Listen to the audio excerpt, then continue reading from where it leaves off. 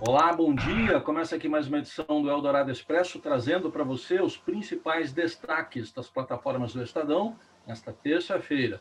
Oi, Carol, bom dia. Oi, Heisen, bom dia para você, bom dia a todos. E começamos falando sobre a campanha de vacinação. E o Estadão acompanha em tempo real essa campanha de vacinação contra a Covid-19 com a Coronavac, que foi antecipada pelo governo federal, mas que sofreu atrasos. Parece uma contradição a gente dizer isso, mas o fato é que o governo pretendia, depois da aprovação da vacina, a Coronavac pela Anvisa no último domingo, fazer um ato simbólico na terça-feira no Palácio do Planalto, hoje, e iniciar a vacinação na quarta, amanhã.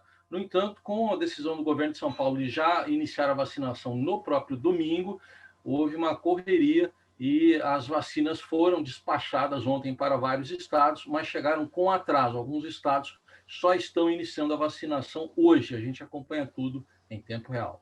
6 milhões de doses da Coronavac que já podem ser administradas, vacinadas, aplicadas aqui no Brasil, só são suficientes para vacinar 0,5% dos idosos e 1/3 dos profissionais da saúde. E tem alguns fatores que explicam a mudança de planos de imunizar mais idosos nessa primeira etapa.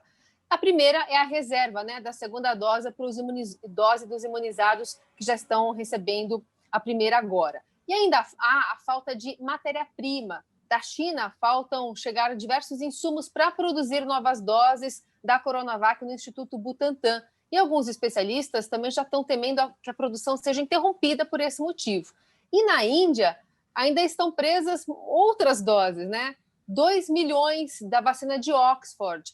E aí agora o ministro da Saúde, Eduardo Pazuello, aqui está dizendo que as negociações continuam, mas ontem chegou a culpar o fuso horário da Índia pelo problema de abastecimento. Hoje também destaque para toda a repercussão envolvendo mais uma declaração do presidente Jair Bolsonaro sobre aquilo que ele acha ser o papel das Forças Armadas. Ontem, em conversa com apoiadores, Bolsonaro declarou que cabe às Forças Armadas a decisão sobre se um povo vai viver numa democracia ou numa ditadura.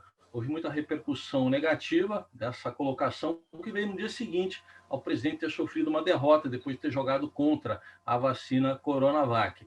Em outras ocasiões, ele já recorreu às Forças Armadas depois de se sentir acuado, e você acompanha essa análise, por exemplo, da Eliane Cantanhede, colunista do Estadão e da Rádio Eldorado, nas plataformas do Estadão.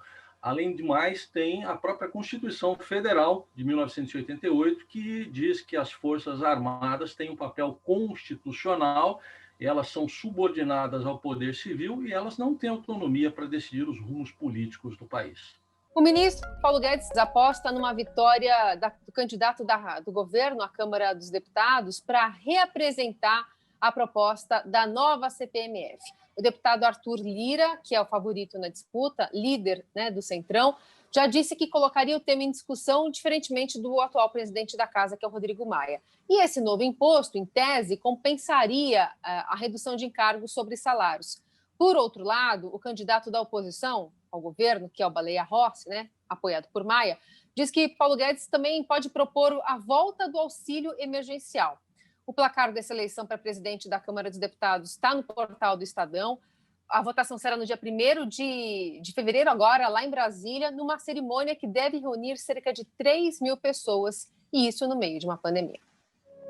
No esporte, falando em placar, destaque para o placar do clássico entre Palmeiras e Corinthians ontem no Allianz Parque.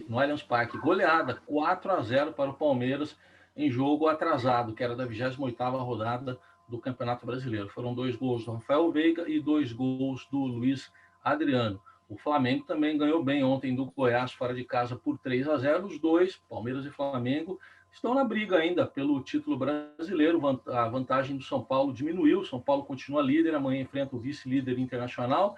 Essa semana ainda tem Flamengo e Palmeiras se enfrentando e Grêmio e Atlético Mineiro confrontos na parte de cima da tabela. E para a gente encerrar, uma notícia do link do caderno do Estadão, que é o Signal e o Telegram, que tiveram um repentino salto de popularidade impulsionado por uma série de eventos que alimentou um receio em relação a algumas das grandes empresas de tecnologia e os seus aplicativos de troca de mensagens, de comunicação, como o WhatsApp. As companhias como o Facebook e Twitter, recentemente, removeram milhares de contas associadas à extrema-direita, né? Entre elas a do próprio presidente Trump, depois da invasão no Capitólio nos Estados Unidos.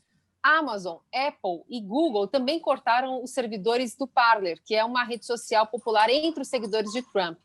Em resposta, os conservadores buscaram, então, novos aplicativos onde pudessem se comunicar. O próprio presidente Bolsonaro inaugurou um canal no Telegram. Além disso, as preocupações também sobre privacidade, que também aumentaram no WhatsApp, acabaram fortalecendo essas outras redes. E o detalhamento disso tudo está lá no Caderno Link. Estes e outros assuntos você acompanha nesta terça-feira nas plataformas do Estadão. Um ótimo dia para você e até amanhã. Até quarta.